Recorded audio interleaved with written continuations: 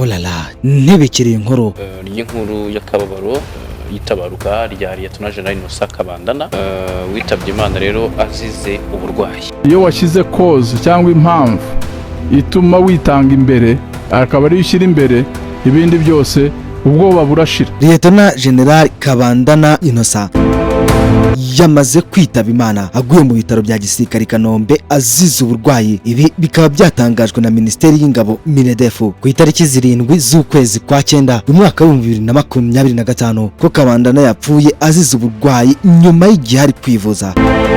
Liyetona Jenerali Kabandana Innocent akaba azibukirwa ku musanzu we mu ngabo z'u Rwanda kuva ku gutanga umusanzu n'imbaraga ze mu rugamba rwo kubohora u Rwanda no guhagarika jenoside yakorewe abatutsi mu mwaka wa 1994. Rukaba urugamba rwamaze imyaka 4, ni ukuvuga kuva mu mpera zo mu myaka ya 1990 ubwo yinjiraga mu ngabo za RPA. Nyuma y'urugamba rwo guhagarika jenoside no kubohora u Rwanda, Kabandana yagiye akora imirimo igiye itandukanye, harimo nko kuba umuyobozi mukuru w'ishuri rikuru rya gisirikare ryigako mu karere ka Bugesera, hakaza kuba ushinzwe ibikorwa bya gisirikare mu butumwa bwo kugarura amahoro muri Mozambique. Icyarimwe kandi akaba yaranabaye umuyobozi ushinzwe iby'ubufatanye mu bya gisirikare muri ambasade y'u Rwanda i Washington DC muri Leta Zunze Ubumwe za Amerika.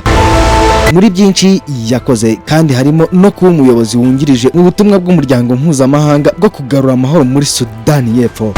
Ariko hirya y'ibyo muzi, Liyetona Colonel Kabandana Innocent ni muntu ki, ni mateka ki y'ubuzima bwe? Ikaze muri iki kiganiro aho tugiye kuroka ku buzima bwihariye bwa Liyetona Jenerali Kabandana Innocent ubutakibarizwa mu buzima. Ibisanzwe uri kuri World Today, iwabo w'ibyegeranyo n'inkuru zicukumbuye. Akazi n'inshingano zanjye bya buri munsi ni ukukubwira byinshi utamenye biryoheye amaso n'amatwi y'ubyumva. Ikaze sasa. Kabandana Innocent ni umusirikare koko, yakoze byinshi mu rugendo rwe nk'umusirikare wa RDF mu ngabo z'u Rwanda kuva mu mwaka wa 1990 ubwo yiyemezaga guhuza n'abandi imbaraga mu gutanga umusanzu mu rugamba rwo kubohora u Rwanda icyarimwe no guhagarika jenoside yari imikorerwa abatutsi. Nyuma y'urugamba mu gihugu akaba yaragiye ahabwa inshingano mu mirimo igiye itandukanye nko kuba umukuru w'umutwe w'ingabo wihariye Special Force Commander, umuyobozi ushinzwe ibikoresho bya gisirikare Head of Logistics, Brigadier Staff Officer aho yakoraga nk'umwofisiye mukuru muri brigade ushinzwe ibyerekeye imibanire y'igisirikare n'abasivile, akaba chairman wa Military Trainer Board ushinzwe amasoko ya gisirikare. Icyarimwe akaba yarabaye n'umuyobozi mukuru w'ishuri rya gisirikare Rwanda Peace Academy ndetse n'ishuri rya ofisiye Gako Military Academy. Ku ruhando mpuzamahanga naho yagiye ashingwa imirimo igiye itandukanye, harimo kuba umuyobozi warushinzwe iby'ubufatanye mu bya gisirikare muri ambasade y'u Rwanda i Washington DC muri Leta Zunze Ubumwe za Amerika. Tutibagiwe ko yanabaye umuyobozi wungirije mu butumwa bw'umuryango mpuzamahanga bwo kugarura amahoro muri Sudani y'Epfo UNMISS ndetse no mu butumwa bw'umuryango wa Afurika yunze ubumwe IMS mu mwaka w'2004.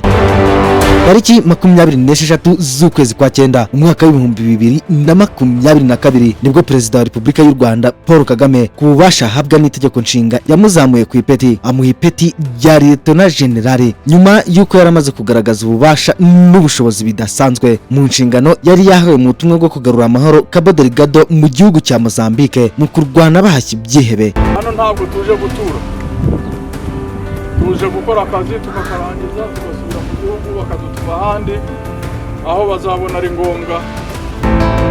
Ubuzima bwite bwa Kabandana Innocent biragoye kumenya byinshi kuko ibiri hanze ari mbarwa. Gusa icyo wamenya nuko yashakanye na Madame babyarana abana 3. Igihe kinini cy'ubuzima bwe akaba yarakimaze akora imirimo ya gisirikare haba mu Rwanda ndetse no hanze y'igihugu, akorana umurava udasanzwe nk'umusirikare, intwari nyayo, gukunda umurimo no kunoza inshingano ze mu rukundo rudasanzwe yari afitiye igihugu. Byose bikaba umurage icyarimwe n'isomo rikomeye asigiye abakiri bato. Ubwo natwe dusoje tumwifuriza iruhuko ridashira, umuryango we, igihugu n'abakoranye nawe mwese mwihangane mukomere kandi munakomeza umurage asize. Njye nk'ibisanzwe amazina yanjye ni Maniragaba Alphonse. Iyi yo ni World Today, iwabo w'ibyegeranyo n'inkuru zicukumbuye. Akazi n'inshingano zacu za buri munsi ni ukukubwira byinshi utamenye biryoheye amaso n'amatwi y'ubyumva. Imana ibarinde bantu banjye, amahirwe, ubuzima n'amafaranga nibyo mbifurije bibahire kandi mubigire. Tubonane mu biganiro byacu bitaha. Ciao.